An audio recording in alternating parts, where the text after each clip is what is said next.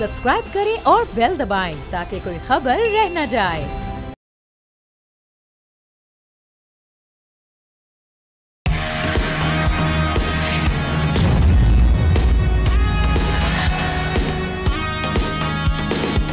अस्सलामुअलैकुम, आप देख रहे हैं न्यूज़ पंच। मैं हूं आमना खटाना।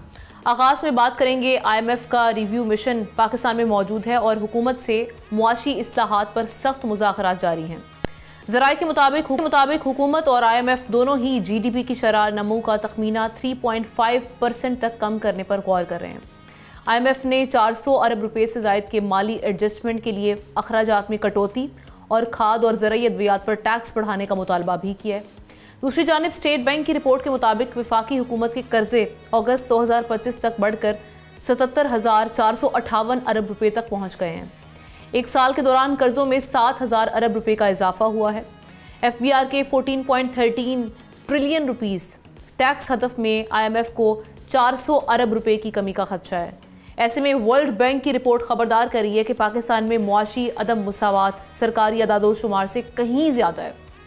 अब सवाल ये IMF की शराइत पर अमल दरामद मुआशी इस्तेहकाम लाएगा और किस हद तक ये जो चैलेंजेस हम देख रहे हैं मौजूद हैं। इस पर बात करने के लिए तशामुल हक साहब सीनियर एनालिस्ट हमारे साथ हैं, उनके साथ साथ हारून शरीफ साहब इकोनॉमी एक्सपर्ट, वो भी हमें ज्वाइन कर चुके हैं। दोनों को वेलकम करते हैं। हारून साहब, ये एक तो सबसे पहले जो सूबाई हुकूमतों के हवाले से IMF के जो कंसर्न्स आए हैं, जो उनके टारगेट से उन्होंने मिस कर दिए हैं, वो था जनाब कैश सरप्लस जो कमिटमेंट्स हुई थी जून 30 तक, वो मीट नहीं कर पाए इस फिस्कल ईयर के लिए। तो आप क्या समझते हैं कि ये कितना बड़ा चैलेंज है सूबाई हुकूमतों को? इस हवाले से फेडरल की जानिब से हम देख रहे हैं इंस्ट्रक्शंस भी मिल गई हैं कि अपने टारगेट्स जो हैं उसको पूरा किया जाए और सख्ती की जा रही है इस हवाले से। तो ये कितना बड़ा चैलेंज है? दूसरी चीज़ ये कि 3.5, क्योंकि कल एशियन डेवलपमेंट बैंक की मैं रिपोर्ट देख रही थी, वो ये कह रहे थे कि 3% तक होनी चाहिए शरह नमू की ग्रोथ रेट जो है हमारा है, लेकिन अब ये 3.5 तक करने का जा रहा है। तो क्या ये भी रियलिस्टिक है जो इस वक्त सिचुएशन है? जी, मैं पहले आपको इकोनॉमिक ग्रोथ की बात करता हूँ। जी देखिए, जो इकोनॉमिक ग्रोथ के नंबर्स हैं वो ऑब्वियसली जो भी एनालिसिस करता है डेटा तो पाकिस्तान ब्यूरो ऑफ स्टैटिस्टिक्स का होता है। अब इसके अंदर सूरत हाल ये है कि गवर्नमेंट की इंटेंशन होती है कि वो बड़ी ग्रोथ दिखाएं फॉर पॉलिटिकल रीजंस। वो 4.2% की बात कर रहे थे। IMF क्योंकि अंदर के नंबर्स देखता है और इनकी सलाहियत देखता है, वो एडजस्टमेंट्स की बात करता है। ADB वगैरह जो हैं, वो जो डेवलपमेंट की लोन देते हैं, वो सैलाब का इम्पैक्ट देखते हैं, बाकी वेरिएबल्स को देखते हैं और ज़्यादा ऑन द ग्राउंड जो ग्रोथ की प्रोजेक्शंस करते हैं। हमारी प्रोजेक्शन ये है कि ये 3 से 3.5 के दरमियान हो जाए तो Pakistan should be happy about it under the circumstances. हाँ, हमारी डिज़ायर्ड लिमिट से ये बहुत कम है, लेकिन मुझे अफसोस ये है कि गवर्नमेंट ऑफ पाकिस्तान का तर्जमान इन सारी रिपोर्ट्स की बजाय उनको अपनी ग्रोथ की जो नंबर्स हैं रियलिस्टिक, उनको पब्लिक को कम्युनिकेट करना चाहिए, बजाय कि इसके हम वर्ल्ड बैंक को सुने, IMF को सुने, ADB को सुने। तो एक तो ये हिस्सा है, लेकिन जितने हमारे लोग यंग जॉब मार्केट में आ रहे हैं, लेबर मार्केट में, उसके लिए ये ग्रोथ आधे से भी कम है। और वहाँ पर जो आपने पहले अपना असेसमेंट दिया सूबों वाली, देखिए सियासत को IMF कम समझता है। हुकूमत उनको टारगेट्स दे देती है कि वो सूबों को अलाइन कर लेंगे, कैश सरप्लसेस जो हैं वो प्लाउ बैक होंगे फेडरेशन के अंदर, लेकिन इतनी इंटेंस है इस वक्त सूबों की अलाइनमेंट विद फेडरेशन कि वो उसके अंदर कंसेंसस बिल्ड करना हुकूमत का इंस्टीट्यूशनली काफ़ी एक कमज़ोरी दिखाई देती है। इसलिए मुझे इन टारगेट्स को, जहां सूबों का है, चाहे अपना ज़री टैक्स को इम्प्लीमेंटेशन के टारगेट्स हैं या रियल एस्टेट की इम्प्लीमेंटेशन के हैं या ये बजट सरप्लसेस को कंसोलिडेट करने के हैं या GST के हैं, वहाँ पर हुकूमत की सलाहियत, और ये पहले भी होता रहा, हम कमिट कर लेते हैं फिर हम उसको डिलीवर नहीं कर पाते। Having said that, by and large Pakistan ने अपने टारगेट्स जो हैं IMF के, जो मेन थे, with the exception of governance and transparency report and others, हमने पूरे कर लिए हैं। तो मुझे उम्मीद है कि ट्रांच तो रिलीज़ हो जाएगी, लेकिन प्रायर एक्शंस के अंदर मज़ीद एक्शंस इन चीज़ों पर ऐड हो जाएंगे। सही। और जो हम प्रोविंशियल चैलेंजेस की बात कर रहे थे, ज़रा उस पर भी कहिएगा कि इस वक्त क्या सूबों को इस वक्त क्यों नाकामी हुई अपने जो सरप्लस उन्होंने करना था, सेंटर को जो पैसे देने थे? जी, खास तौर पे जो बड़े सूबे हैं सिंध और पंजाब, वो इस वक्त उनकी सियासी प्रायोरिटी जो है वो इकोनॉमिक रिवाइवल से ज़्यादा कैश स्पेंडिंग है, जिसको हम पॉलिटिकल पॉपुलिज्म कहते हैं। आप रोज़ाना देखते हैं चीफ मिनिस्टर का नया प्रोग्राम, हम ट्रैक्टर दे रहे हैं, हम स्कूटर दे रहे हैं, हम बसें बांट रहे हैं। अब ये पैसा कहाँ से आ रहा है?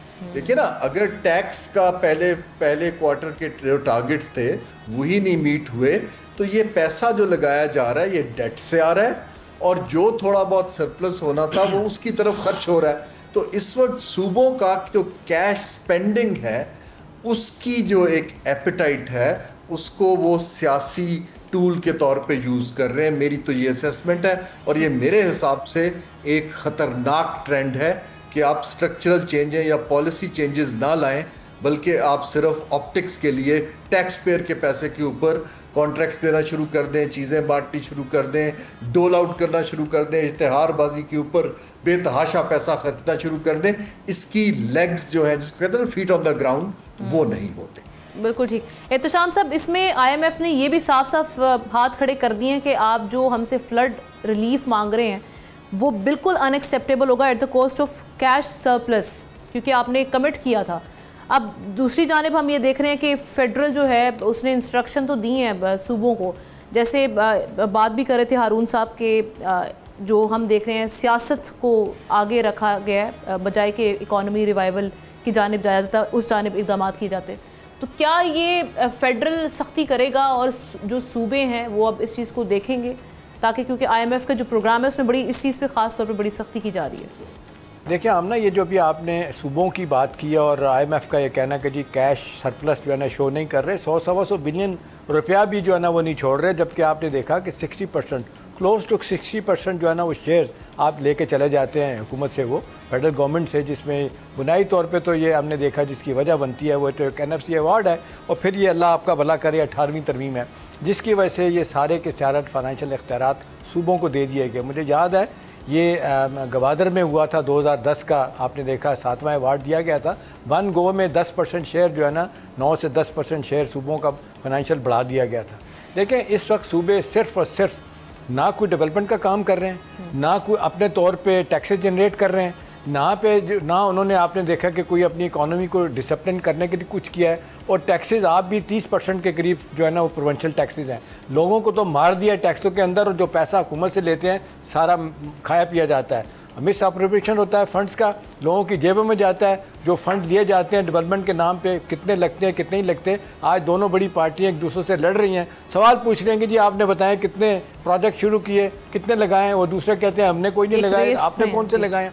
तो सवाल है कि at the end of the day ये सारा का सारा नुकसान लोगों को हो रहा है। हमने देखिए अब सवाल है कि जो IMF ये सवाल कर रहा है इसका जवाब तो मरकज़ को इन सूबों से लेना चाहिए, लेकिन सूबे इस पर आ नहीं रहे।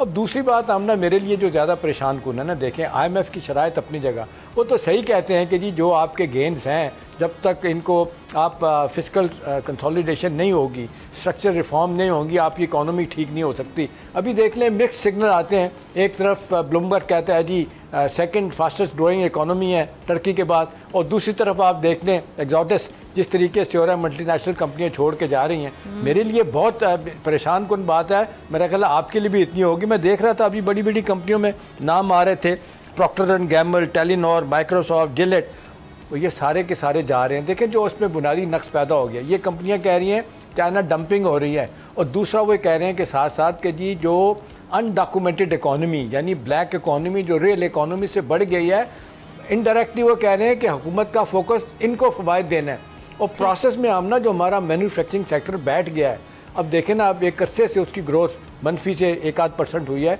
अब यहीं से आप ये इसने आगे चलना था। अब उसके बाद जो बड़ी बात है private sector engine of growth है, आप देख लें उसको कोई पूछा नहीं जा रहा।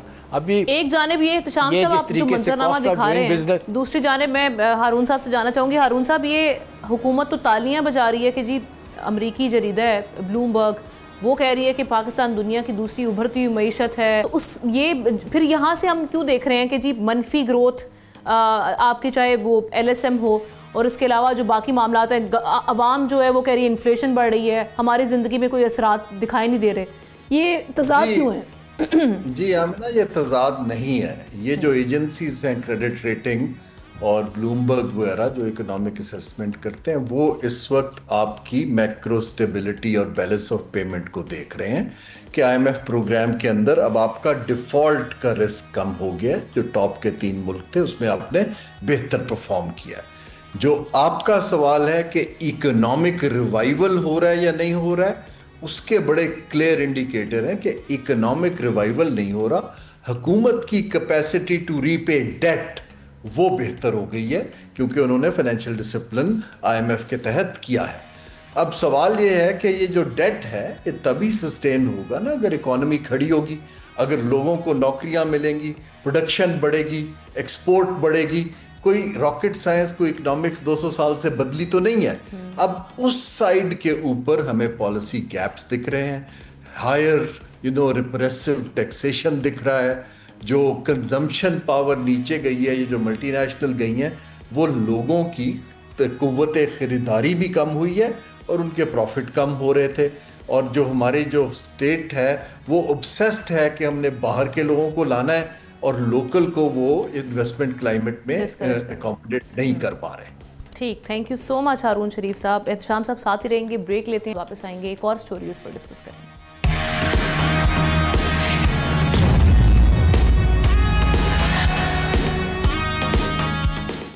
Welcome back. कुछ बात करेंगे प्राइम मिनिस्टर के मलेशिया विजिट के हवाले से। इसके दौरान पाकिस्तान और मलेशिया ने 21 निकाती मुश्तरका एलामिया जारी किया है, जिसमें डेवलपमेंट प्रोजेक्ट्स, ट्रेड, इन्वेस्टमेंट और डिफेंस कोऑपरेशन को मजीद फ़रोग देने पर इत्तफाक किया गया है। दोनों ममालिक ने नाजरीन पाम ऑयल सप्लाई चेन, हलाल मसनूआत, तालीम, सयाहत और सेहत के शोबों में शराकत दारी बढ़ाने के अज़म का इजहार भी किया। वज़ीर-ए-आज़म ने जनूबी एशियाई ममालिक की तंजीम आसियान का डायलॉग पार्टनर बनने की कोशिशों पर मलेशिया की हिमायत को सराहा। जनूब मशरक़ी एशिया की 10 ममालिक की तंजीम जो थी इस पर मुश्तमिल है और 1967 को हमने देखा था कि इंडोनेशिया, मलेशिया, फिलीपाइंस, सिंगापुर और थाईलैंड ने मिलकर ये तंजीम कायम की थी। वज़ीर-ए-आज़म शहबाज शरीफ से मलेशियन बिजनेस ग्रुप गोबी पार्टनर्स के वफ्द ने भी मुलाकात की और पाकिस्तान में ई-कॉमर्स और फाइनेंशियल टेक्नोलॉजीज़ में सरमायाकारी में दिलचस्पी का इजहार किया है। अब क्या क्या अपॉर्चुनिटीज़ हैं पे आसियान ममालिक का हिस्सा बनना, ये कितनी बड़ी अपॉर्चुनिटी पाकिस्तान के लिए हो सकती है? एहतशाम साहब से तजिया और ख़बर लेते हैं। एहतशाम साहब, कितना सिग्निफिकेंट है ये टूर और क्या सिर्फ मामला मुश्तरका एलामिया तक महज रवायती कार्रवाई होगी या हम समझते हैं कि वाकई एक नए दौर का आगाज़ होगा मलेशिया और पाकिस्तान की जो कोऑपरेशन है उस हवाले से? हमने एक बात तो बड़ा वाज़ेह तौर पे मेरा ख्याल है सब लोगों ने इसका तजिया भी किया है, तजर्बा भी किया है कि 80-90% हमने देखा कि जब भी सरबराह मुमलिकत पाकिस्तान से बाहर जाते हैं या बाहर से लोग पाकिस्तान में आते हैं, तो जो MOU साइन होते हैं, गवर्नमेंट टू गवर्नमेंट जो बिजनेसेस चीज़ें तय होती हैं, एक तो हार्ड जिसको कहते हैं एग्रीमेंट में ट्रांसलेट नहीं होते, और दूसरा जिस बात पे आजकल आमना जो फोकस है ना पिछले 15-20 सालों से, गवर्नमेंट के रोल को अब कम से कम मिनिमाइज़ कर दिया गया। अब तो B2B बिज़नेस टू बिज़नेस की बात होती है। अभी देखें, मुझे याद आ गया, मैं आमना 96 की बात है कि मैं मलेशिया एक दफ़ा गया था, कुछ साफ़ियों को उन्होंने बुलाया था, तो बाहर से भी लोग आए थे, तो महातीर मोहम्मद से हमारी मीटिंग हुई थी और मैं बिल्कुल उनके पास बैठा हुआ था और 2 चीज़ें मैंने अपने कॉन्टेक्स्ट में पूछी पाकिस्तान के हवाले से। एक तो तरक्की, मैंने कहा जी आपने कैसे की, हमें आप क्या एडवाइस करते हैं कि क्या होना चाहिए, जो मुझे अभी तक नहीं बात भूलती उनकी। एक वो ये कह रहे हैं कि सरकारी सरपरस्ती एक हद तक ठीक होती है।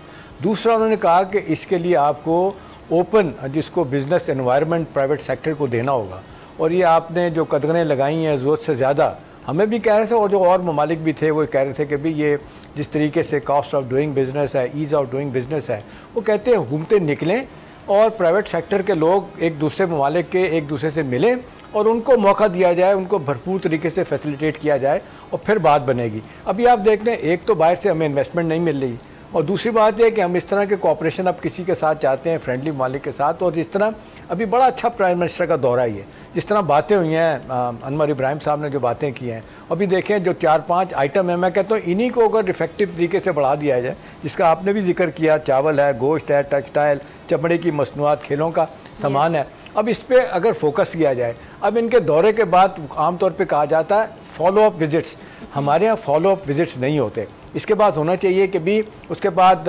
ब्यूरोक्रेसी से हो, प्राइवेट ब्यूरोक्रेसी से ज़्यादा प्राइवेट सेक्टर के लोग जाएँ। इसी तरह अब ये है कि हमारे प्राइवेट सेक्टर के जब बाहर लोग जाते हैं उनके साथ बड़े वायदे अच्छे हो जाते हैं, लेकिन फिर बात जब आती है कि गवर्नमेंट की सरपरस्ती में जो चीज़ें चलनी होती हैं, क्योंकि गवर्नमेंट का एक कवर लोगों को चाहिए होता है कि किस तरह cost of doing business, ease of doing business होगा, वहाँ पे आके मामला रुक जाते हैं। अभी सबसे बड़ा मसला हमना चाहे IMF का मसला है या इनका मसला है, हमें चाहिए इस वक्त फॉरेन डायरेक्ट इन्वेस्टमेंट। पिछले साल रो पीट के हमें 2.4 बिलियन डॉलर की इन्वेस्टमेंट आई है। ये मालदीव को देख लें, श्रीलंका को देख लें, इनकी 10-10, 15-15, 20-20 बिलियन, भूटान जैसे मुल्क की भी जो है ना वो फॉरेन डायरेक्ट इन्वेस्टमेंट आई है और टूरिज़म में ज़्यादा पैसा आया। हमारे यहाँ सब कहते हैं जी सारे मौसम है, समंदर है, अब क्या चीज़ नहीं पाकिस्तान के पास, हमारे पास स्किल्ड लेबर है। स्किल्ड लेबर तो इतनी नहीं है, पॉपुलेशन हमारी नौजवानों की बहुत ज़्यादा है, लेकिन इनको काम में नहीं लाया जा रहा। नतीजतन दो चीज़ें हमारे यहाँ, एक तो हमें हमारी जड़ों में बैठ के ये बढ़ता हुआ हमारा ट्रेड डेफिसिट, अनएम्प्लॉयमेंट बड़ी तेज़ी के साथ बढ़ रही है, 8 से 9% हो गई है। हम ना पढ़े लिखे लोग बाहर निकल के आ रहे हैं, जॉब्स नहीं हैं, बड़ी बड़ी कंपनियां छोड़ के जा रही हैं, लोकल इन्वेस्टर अपने कारोबार को बंद कर रहे हैं। कल ही खबर आई है एक टेक्सटाइल का एक बड़ा यूनिट जो है ना वो बंद हो गया। आप मुझे बताएं, टेक्सटाइल जो है ना वो तकरीबन 18 से 20 बिलियन डॉलर की टेक्सटाइल की हमारी एक्सपोर्ट होती है, वह कम से कम होती चली जा रही है। उसकी बुनियादी वजह यह है कि ये ओवर प्रोटेक्शन हमारे मुल्क में ज़रूरत से ज़्यादा हुकूमतें जो है ना वो अपनी जो लोग हैं उनको प्रोटेक्ट करने की कोशिश करते हैं, ख़ास तौर पे जिसको कहा जाता है अनडॉक्यूमेंटेड इकोनॉमी, ब्लैक इकोनॉमी। जो लोग बैठे हैं ना वो टैक्स देते हैं ना वो टैक्स लिया जाता है, उन्हीं को फ़ायदे दिए जाते हैं, उन्हीं के लोग जो है ना असम्बलियों में बैठे हैं वो हर तरह के फ़ायदे लेके चले जाते हैं। अब सवाल ये है कि अब मलेशिया जैसे मुल्क से तल्लुकात को बेहतर करना, जबकि उनकी तरफ से भी बहुत ज़्यादा आप देखते हैं कि एक तो ये कि पाकिस्तान ने जंग जीती है, पाकिस्तान न्यूक्लियर स्टेट है, डिफेंस में हमारा वो कॉपरेशन हर मुल्क बढ़ाना चाहता है, हम भी कहते हैं जी बढ़ाएं। अब आसियान में तो अब देखें जिस तरीके से फुल मेंबरशिप तो हमें नहीं मिल सकती, क्योंकि वो रीजन के मुआलिक भी है, पार्टनर्स का डायलॉग का एक हमें एक सिलसिला मिल जाए तो उसमें भी बहुत कुछ हो सकता है।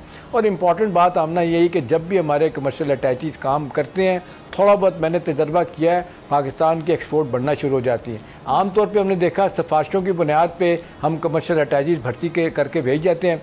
जो कंसर्न लोग जो काम को जानते हैं, इवन जो अपना इम्तिहान पास करके आते हैं FPSC का, और प्रेस अटैचीज़ भी लगते हैं, कमर्शियल अटैचीज़ भी जो लगते हैं, वो आमतौर पे हमने देखा कि सियासी जमातें अपने बंदे घुसेड़ देती हैं वहाँ पे कि उनको फ़ायदा मिल जाए, इनको नौकरियाँ मिल जाएँ। लेकिन यह नतीजतन होता है क्या है कि फिर वो जो काम करना होता है एक सीजन कमर्शियल अटैची का, अगर उसकी बैकग्राउंड कमर्शियल और बिज़नेस किया है तो वो नहीं हो सकती। तो हमें तो हर लिहाज पे देखने की ज़रूरत है कि हुकूमत का रोल कम हो जाए, प्राइवेट सेक्टर का रोल बढ़ जाए और हुकूमत जो है सिर्फ फैसिलिटेटर का काम करे। और ये जो अभी आप देख लें, IMF ने भी कहा, ज़रा सी बात होती है अब, क्योंकि आपने देखा 500 बिलियन डॉलर की एक्सपेक्टेड शॉर्टफॉल है प्रोजेक्टेड, तो वो जनाब कहते हैं पेस्टिसाइड पे भी और बाकी चीज़ों पे भी आप क्या कहते हैं कि जी अपना एक्साइज ड्यूटी बढ़ा दें फर्टिलाइज़र पे। तो इस तरह काम नहीं चलेगा। ये जिसको कहते हैं सिर्फ डंग टपाऊ काम पंजाबी में, कि आप इधर से पैसा निकालना उधर डाल दें, उधर टैक्स देने लेने हैं तो उस नए सेक्टर से जाके टैक्स लेने।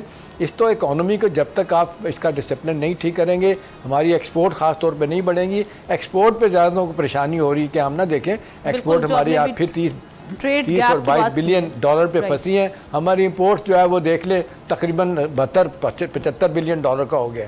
तो मेरा ख्याल है गवर्नमेंट को चाहिए कि पीछे हटे, प्राइवेट सेक्टर को लेके आए, engine of growth private sector है, एक्सपोर्टर्स को आउट ऑफ द वे जाके फैसिलिटेट करे, तो मेरा ख्याल है चीज़ें ठीक हो सकती हैं। Thank you so much Ehtesham साहब। Moving on to our next story which is about Gaza ceasefire talks. Gaza में हम देख रहे हैं, हम की उम्मीद दिए मिस्र के शहर शर्मुल शेख में इजराइल और हमास के दरमियान इनडायरेक्ट मुज़ाकरात का आगाज़ हुआ है, जहां हमास ने कैदियों की रिहाई, इंसानी इमदाद की फराहमी और गजा से इजरायली टैंक्स की वापसी समेत कई अहम कंडीशंस रखती हैं। ये मुज़ाकरात नाज़रीन ऐसे वक्त में शुरू हुए हैं जब गजा पर इजरायली हमलों के 2 साल मुकम्मल हो चुके हैं, लेकिन आज भी 2 दर्जन से ज़ायद फ़लस्तीनी शहादतें हुई हैं। दूसरी जानिब एक रूह परवर वाक़या इजरायली जेल से सामने आया, जहां फ्लोटेला के अतालवी कारकुन ने इस्लाम कबूल कर लिया। कैद की अंधेरी कोठरी में जब उसने अपने मुसलमान साथियों को अजान देते, सजदों में गिरते और आंसू के साथ रब से दुआएं मांगते देखा, तो उसके दिल की दुनिया बदल गई और यूं उसने इस्लाम कबूल कर लिया। ये मंजर ईमान की ताकत और इस्लाम के नूर की जिंदा दलील है। इसी दौरान और बड़ी खबर आज के दिन वो ये कि इजराइल ने पाकिस्तानी सेनेटर मुश्ताक अहमद खान साहब को भी रिहा कर दिया है। ये रिहाई इंसानी हमदर्दी और सिफारती दबाव के बाद मुमकिन हुई है। गवर्नमेंट इस हवाले से ये रिपोर्ट कर रही है। मुश्ताक अहमद खान साहब ने रिहाई के बाद एक वहाँ का जो सारी सिचुएशन वहाँ पेश आई, जो अहवाल है वो सामने रखा वीडियो स्टेटमेंट के ज़रिए। अब निगोसिएशंस के हवाले से जो पहला राउंड है उसके हवाले से खबरें या इतलात ऐसी हैं कि कहा जा रहा है कि पॉजिटिव है और एक उम्मीद पैदा हुई है कि अब ये सिचुएशन जो है वो वाकई सीज़ फायर की जानिब जा सकती है। लेकिन यहाँ पर कुछ कंटेंशियस मैटर्स हैं जिनको रिजॉल्व करना ज़रूरी है। इसी पर बात करने के लिए सरदार मसूद अहमद खान साहब फॉर्मर एम्बेसडर हमारे साथ मौजूद हैं। उनको वेलकम करते हैं प्रोग्राम में और उनसे तज्जिया और ख़बरें जानते हैं। Thank you so much Masood साहब आपने हमें ज्वाइन किया।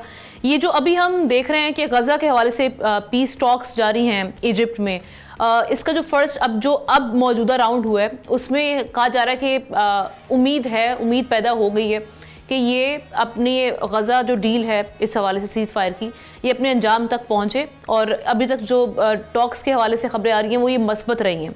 आप किस तरह से देखते हैं, क्योंकि इसमें जो दो मामलात हैं कंटेंशियस मैटर हैं, उनमें एक तो आ गया विदड्रॉल इजरायली फोर्सेस का कम्प्लीटली और दूसरा डिसआर्म होना हमास का।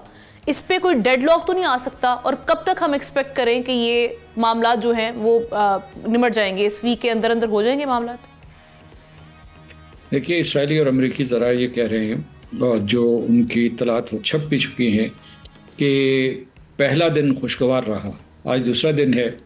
और इधर जो है खलील अल-हैया हैं, उनके एक साथी हैं हमास की तरफ से, और दूसरी तरफ स्टीव विटकॉफ है और जैरेड कुशनर हैं जो उनके सन इन लॉ भी हैं प्रेसिडेंट ट्रंप के।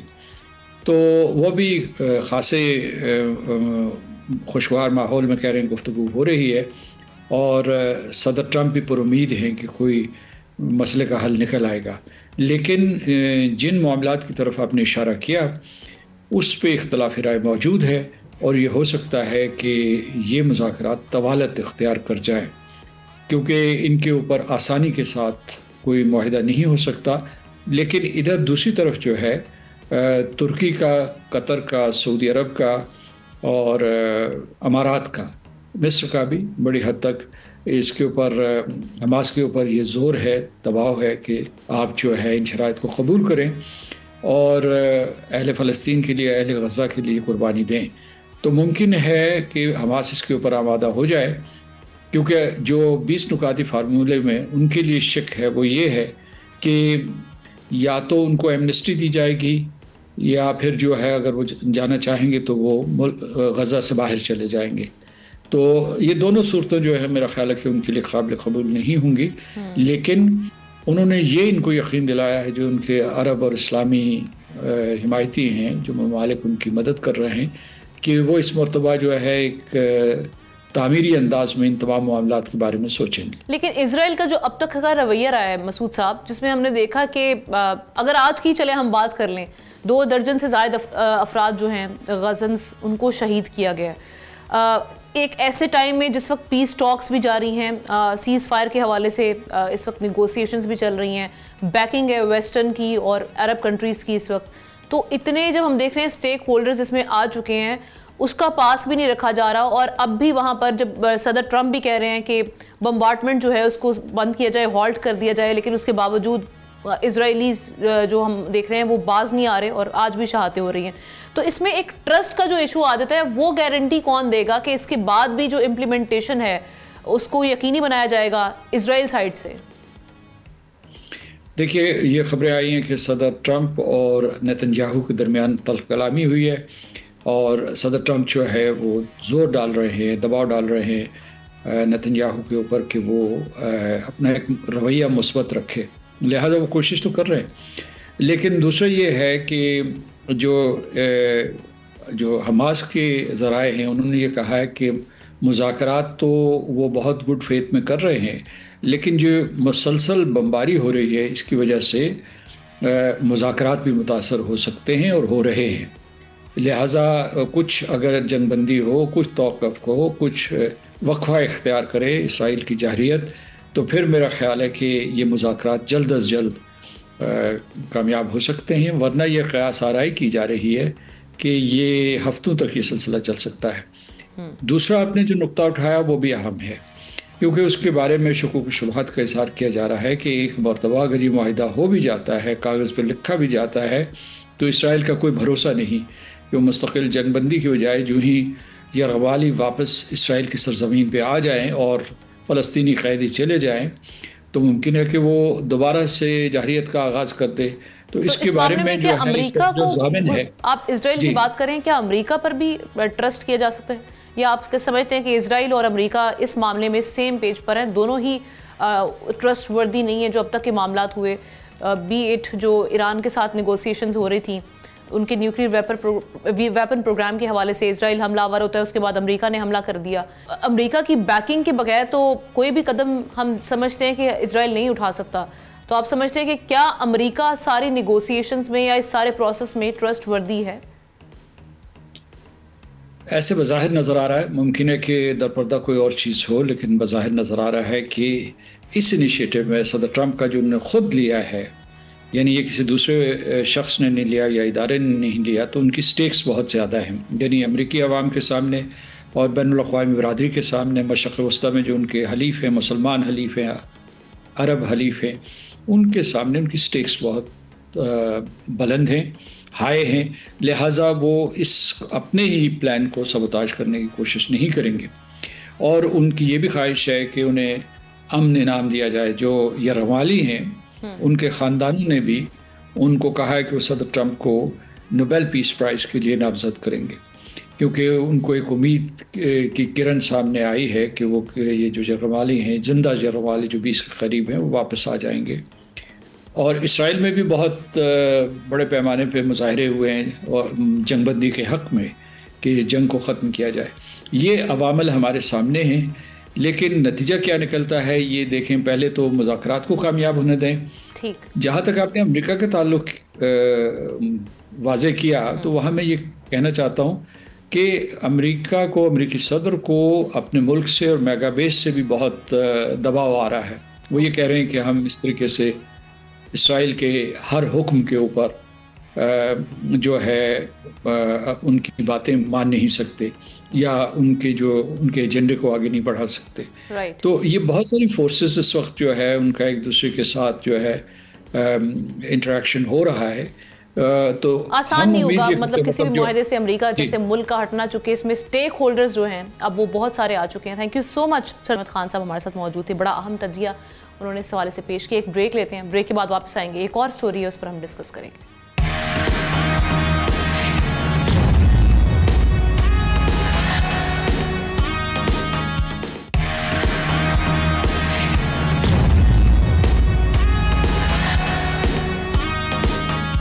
Welcome back. शहर कायद के हवाले से बात करते हैं, जहां पर भत्ताखोरी एक बार फिर सर उठाने लगी है। इस साल अब तक भत्ताखोरी के 96 वाक़यात रिपोर्ट हो चुके हैं। ताजिरों के मुताबिक अब भत्ते का रेट हज़ारों से बढ़कर करोड़ों में जा पहुंचा है। कराची चैम्बर ने अपने अराकीन को मोहतात रहने की हिदायत दे दी है, जबकि MQM ने इस सिलसिले में वज़ीर आला सिंध को ख़त लिखकर सूरत हाल पर फौरी एक्शन का मुतालबा किया है। सबसे पहले तो हम ये कोशिश करेंगे कि कौन कौन से ग्रुप हैं जिनके नाम सामने आ रहे हैं, जो सरगर्म दिखाई दे रहे हैं, और कहाँ ये वारदातें किन इलाकों में ज़्यादा हो रही हैं। भत्ताखोरों को लगाम डालने के लिए इस वक्त क्या मामला चल रहे हैं सरकारी सतह पर, इसी पर बात करने के लिए हमारे नुमाइंदे कफ़ील अहमद हमारे साथ हैं। और इस पर हमने इनवाइट किया मोहम्मद जावेद बिलवानी साहब को, प्रेसिडेंट हैं Karachi chamber of commerce and industries के। आपको भी वेलकम करते हैं प्रोग्राम में। मैं पहले अपने रिपोर्टर की जाने बढ़ूंगी। कफ़ील, क्या मामला है, क्या सूरत हाल है, क्या इस हवाले से रिपोर्ट सामने आ रही हैं, कहाँ कहाँ ये वारदातें हो रही हैं, कौन कौन से ग्रुप्स हैं जिनके नाम इस वक्त सामने आ रहे हैं, और पुलिस इस सिलसिले में क्या बता रही है? देखिए, हम ना अगर हम बात कर लें 2013-14 के अंदर जो है वो कराची में ऑपरेशन क्लीन अप किया गया था, जिसके बाद इस शहर को मुकम्मल तौर पे जो है वो भत्ताखोरी से जो है वो पाक किया गया था और जो दहशतगर्दी के वाक़यात थे उसको कंट्रोल किया गया था। ताहम अब एक मरतबा फिर कराची में ये वारदातें जो हैं वो देखने में आई हैं। और अगर हम बात कर लें गुज़िश्ता 2 माह की, तो जो अब तक की आदाद शुमार सामने है उसके मुताबिक अगर हम बात कर लें तो नॉर्थ कराची का जो एरिया है वहाँ जो नॉर्थ कराची की जो बाकायदा प्रेसिडेंट है फैसल मुईज़ खान, उनके अकॉर्डिंगली कि वहाँ सबसे ज़्यादा कंप्लेंट्स आई हैं और उन्हें पुलिस के जो आला हुक्काम है इस सिलसिले में जो एडिशनल IG कराची हैं उनसे बात की और IG सिंध से भी उनकी बात हुई, तो उनका कहना है कि वहाँ कंप्लेंट्स आएंगी। इसमें जो पर्टिकुलर अगर आप ग्रुप्स की बात कर लें तो समत काठियावाड़ी एक ग्रुप जो है वो सामने आया था, और इसके अलावा जो पुलिस के मुताबिक जो है वो लियारी गैंग्स के कुछ जो साबका कुछ ग्रुप्स थे जो कि टूट गए थे, उसमें से कुछ लोग जो है वो सामने आए, और इनके अगेंस्ट जो है अगर हम बात कर लें DGCI के मुक़द्दस हैदर के मुताबिक इनके खिलाफ जो है वो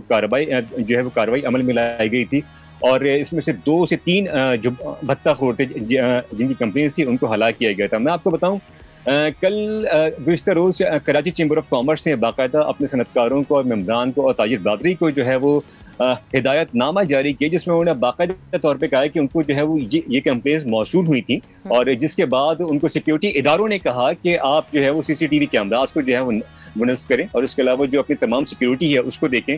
और उसके बाद अगर हम बात कर लें तो ये स्पेसिफिकली लियारी के इलाके और नॉर्थ कराची के इलाके और डिफरेंट एरियाज के अंदर से ये कंप्लेंट्स हो रही हैं, लेकिन जो कल ताजरों से हमारी बात हुई है उनके मुताबिक ये सिलसिला रुका नहीं था। आमना, ये मैं उनसे जावेद साहब से पूछूंगी क्योंकि वो इस पर खुलकर बात करेंगे। मैं आपसे चाहूंगी कि आप थोड़ा सा इसका कानूनी नुक्ता नज़र, इस वक्त कानूनी एक्शन के हवाले से मैं आपके पास दोबारा आती हूँ। जावेद साहब, आप बताइएगा, ये एक तो बड़ा अलार्मिंग इशू है, कब से ये मामला हम देख रहे हैं कि एक्टिव हो चुके हैं ये अनासर, और इस हवाले से लाइन ऑफ एक्शन क्या है आपका? किन किन जगहों पे आपने, किन किन प्लेटफॉर्म्स पे इस हवाले से बात की जा रही है? हुकूमत सिंध का इस पे मौक़िफ़ क्या सामने आ रहा है? बिस्मिल्लाहिर्रहमानिर्रहीम। देखिए, हमारे पास कंप्लेन पिछले 1.5-2 महीने से आनी शुरू हुई, तो हमने वो कंप्लेंट्स जो है आगे जितनी सिक्योरिटीज कराची के अंदर हैं वो तमाम को ये कंप्लेंट भेजी कि भाई ये मसले शुरू हुए हैं शहर में। और कंप्लेंट जो है हमें इंडस्ट्रीज से भी आई, ट्रेडर्स से भी आई, बिल्डर्स से भी आई।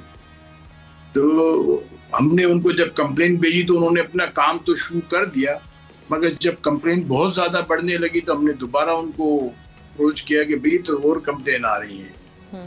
तो उन्होंने हमें कहा कि आप कोई सर्कुलर करें अपने लोगों को, क्योंकि CCTV कैमरे जो है लोगों के नहीं लगे हुए। CCTV कैमरे जहाँ लगे हुए होते हैं तो हमको बहुत आसानी पैदा होती है, उनकी वीडियो आ जाती है, उनके चेहरे आ जाते हैं, तो हमको उनको ट्रेस आउट करने में बहुत आसानी होती है। तो हमने ये सर्कुलर किया तमाम मेंबर्स को कि भाई आप CCTV कैमरे लगाएं, और ये सब एक्सटॉर्शन का जो मसला चल रहा है और इसके लिए आप तैयारी करें। और ये अगर आप अपनी फैमिली को भी बताएं, अपने एम्प्लॉयज़ को भी बताएं, अपने घर पे, अपने ऑफिस पे, फैक्ट्री पे, सब जगह कैमरे लगाएं। तो ये सर्कुलर करने के बाद हमें फिर और भी लोगों के मैसेज आए कि हमारे को भी ये जो है लेटर रिसीव हुआ है या ये कॉल रिसीव हुई है, तो वो भी हम कंपाइल करके आगे भेजेंगे तमाम एजेंसीज को। बिल्कुल ठीक। और इस हवाले से गवर्नमेंट ऑफ सिंध राब्ते में है आपसे, और कुछ इस हवाले से आपके शकूक व शुबहात, क्योंकि हमने माजी में भी देखा है, ख़ास तौर पे यहाँ पे हमने देखा था कि कुछ सियासी जमातों से भी अफिलिएशन रही थी, तो इस हवाले से कोई आपके पास इत्तलात या कोई मामलात जो आपने सामने रखे हों? देखिए, हमें तो जो भी कंप्लेन आ रही है हम आगे भेज देते हैं, और चैम्बर का काम ही यही है कि चैम्बर अपने मेंबर्स के मसाइल जो है उनको हाईलाइट करे।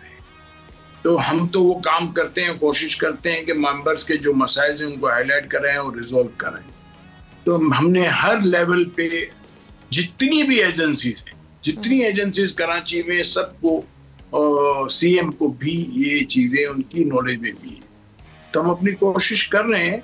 देखिए, ये कराची में आज तक जो है कोऑपरेशन सर हो रही है जिन एजेंसीज के सामने या जिन प्लेटफॉर्म्स पे आप राब्ता करें और ये कंप्लेंट्स जो हैं दर्ज करवाई जा रही हैं, आप मुतमईन हैं वहाँ से कोऑपरेशन जो हो रही है? देखिए, अखबार के अंदर हर रोज कुछ ना कुछ आता है। अगर आप अखबार पढ़ती हो तो कोई ना कोई जो एक केस आपको नजर आएगा कि आज ये अरेस्ट हो गए, आज ये मार दिए गए, आज ये मुकाबला हुआ।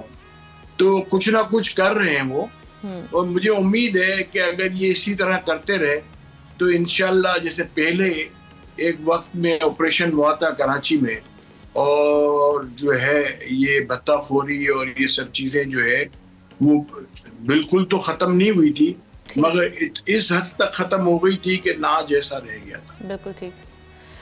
कफील, मैं आपकी जानिब आऊँगी, चूँकि आप इस बीट को बड़े अच्छे से इससे वाकिफ़ भी हैं, कवर भी करते हैं, आपको इन मामलों का बहुत अच्छे से अंदाज़ा है। क्या किया जा सकता है क्योंकि हमारे मुल्क की रीढ़ की हड्डी है जो बिजनेस सेक्टर है, अगर वो ही यहाँ सेफ फील नहीं करेंगे और ये वाले मामला दोबारा सर उठाएंगे शहर कराची जैसे शहर में, तो आपको पता है कि हमारी इकोनॉमी किस हद तक मुतासिर हो सकती है। एक तो क्या किया जा सकता है कानूनी तौर पर, किस हद तक ताउन किया जा रहा है, और आप क्या समझ रहे हैं कि मजीद क्या किया जाना चाहिए?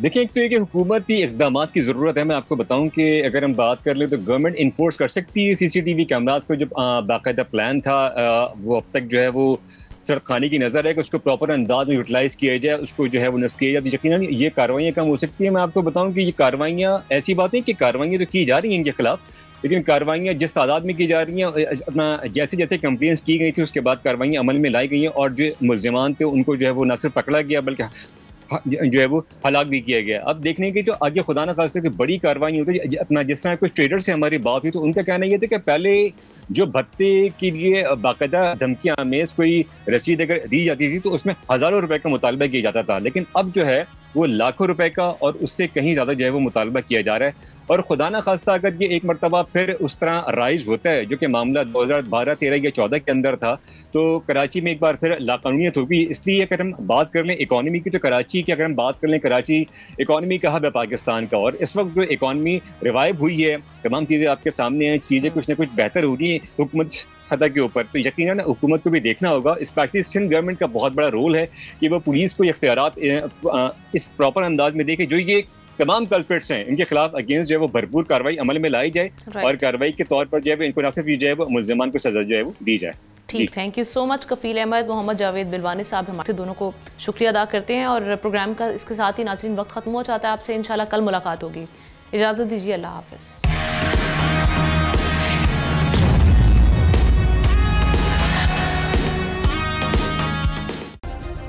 सब्सक्राइब करें और बेल दबाएं ताकि कोई खबर रह न जाए।